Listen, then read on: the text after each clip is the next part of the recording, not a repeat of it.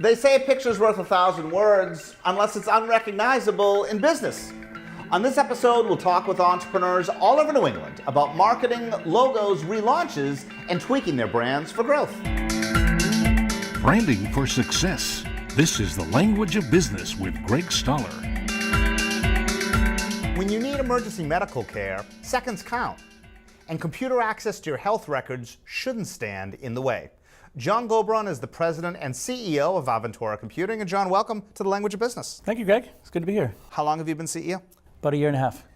Is your positioning in the company to change the branding, or is that happening before you arrived? That was part of what I brought along. With Aventura going through its strategic rebranding, how are you going about it? A number of ways, really. There's no singular way to rebrand, I don't think. We have added awareness computing to our name. It used to just be Aventura, now it's Aventura Awareness Computing. The phrase awareness computing, we try to work into everything. It's, you call it our tagline. What does that mean? So you think of computers, they're kind of dumb instruments. They don't know anything until you tell them what to do. So what Aventura does is we bring awareness to the computing experience. And we bring that into healthcare. Doctors and nurses have to use computers. Oftentimes time matters, seconds matter. And the effort in logging on and deciding what applications you need and what patient you need to be charting in can take a long time. We make that happen instantly. And what does that mean in English, though? In English means if I'm a physician and I'm treating you as a patient and I say, well, Greg, it's good to see you today. I don't want to be doing this all day. I want to be doing this all day. I want to be talking to you. I want to find out what's wrong. I want to be helping you. I want to be doing what I'm trained to do. And when I'm documenting that stuff, which is a very important part of healthcare, the documentation, the electronic medical record is really, all the government legislation is designed so that your records can be shared, that if you go from place to place, everyone has your information, your correct information, accurate information. Good things happen when it's in the computer, but it's hard for doctors and nurses to use the computer in the first place. So we make that easier. What is Aventura's business strategy right now? So our business strategy right now, in a nutshell, is to own the clinical desktop. And that as our technology is a platform, and I can talk about that in a little bit, but from a strategy perspective, good things happen when we are authenticating the desktop and providing those applications at the point of care. And there's a whole lot more we can do from there. So the beachhead, if you will, is gaining the ownership of the desktop and providing instant-on access to the desktop. And then as a platform, we can bring in things that we don't make, technologies like population health or predictive analytics that are really coming down, that there's a lot of hope that those will change the way healthcare is delivered. But they're going to have to be delivered at the point of care, and we want to be there for when the next greatest thing on the clinical desktop happens.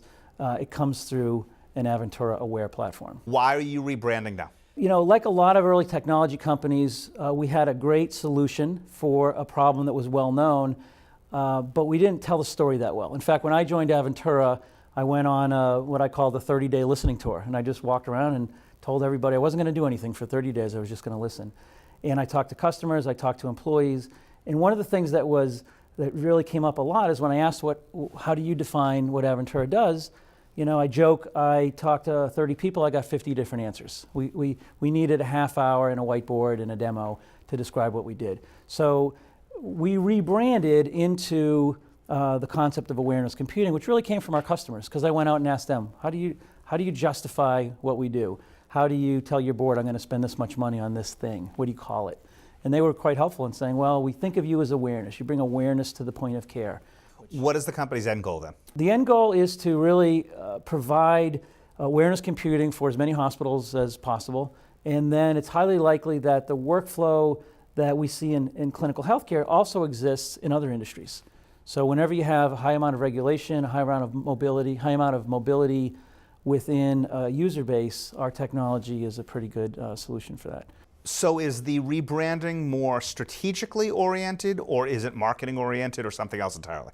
I would say it's probably a combination of strategic and marketing. It's really, what do we call ourselves, what's going to resonate in the market, and how can we use a term or a phrase that people can understand, at least with a tiny amount of thought, that they can get it, and we can build on it from there. So the technology isn't changing, but how you're positioning it or repositioning in the market is. Exactly right. The fundamental technology hasn't changed. We've done some things to add it, augment it, make it better, but the core platform is exactly the same. who do you see from a branding perspective as your customers? The physicians, the nurses, or people in the CIO's office in the hospital? Yes. Ultimately, our technology most benefits the clinicians at the point of care. So ultimately, those are our customers. In fact, when I talk to CIOs and even CEOs, they often use the word customer when they talk about doctors and nurses. They see themselves, IT infrastructure in particular, they see the doctors and nurses as their customers. They use the word a lot more now than they did 10 years ago. So when we talk to IT teams and CIOs, we're helping them, they're our customer, but we're helping them with their customer. So really the answer is both. Ultimately, if it doesn't benefit the technology, if it doesn't benefit the customer, nothing's going to happen. If it does, then good things will happen. Do you think the average hospital would want to buy a more famous brand that they are familiar with, or your technology that's better? You know, it's an interesting dilemma because from the fame of brand perspective, healthcare is quite cyclical. And right now there's a lot of spending going on in healthcare, and the big software firms are investing in their healthcare practices. But a lot of times, healthcare has a longer sales cycle. It's much like dealing with the government. And the time to sell and the margins aren't as good as they are in potentially other industries that spend more money in IT. So you see some big brands come in and after a little while come out. And they've done this regularly for the past 20 years. Whereas brands that are focused entirely on healthcare, and that's their core business, gain a lot of trust pretty rapidly because the end customers, the CIOs or the doctors, know that you're going to be in the business no matter what. Beyond the tagline, would you ever consider changing your slogan, the company's name, etc.? You know, I would never say no to anything. I don't really know, what the far-off future holds. This is working really well for us. It was an interesting internal debate as to how we best did this, because awareness computing is not something that you just go to the shelf and say, I want an awareness computing. People don't wake up in the morning and say, I want to buy an awareness computing today. So there's an element of education to it. But we felt like with the value we deliver and what exists in the space right now, we felt like we could create the space and then be the first to dominate it. And that's what we're doing. Thanks, John. You're welcome. John Gobron, the president and CEO of Aventura Technology. What gets you to purchase a product more? Its logo or its brand? We'll find out next. Coming up, you can hear it but not see it, yet it's part of our everyday life. But now, how the zip car puts something extra in the tank as the language of business continues.